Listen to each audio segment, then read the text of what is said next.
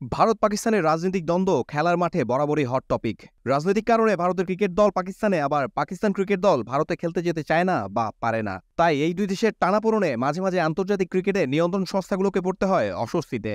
এই যে যেমন গত বছর ওয়ানডে বিশ্বকাপ খেলতে ভারত গিয়েছিল পাকিস্তান ক্রিকেট দল, সেই সময় শর্ত জুড়ে দিয়েছিল 2025 সালে পাকিস্তানে অনুষ্ঠেয় চ্যাম্পিয়ন্স ট্রফিতে অংশ নিতে হবে ভারতকে। সেই শর্তে পাকিস্তান খেলেছেও বিশ্বকাপ। তবে পাকিস্তানের এমন শর্তের কারণ অবশ্য আছে।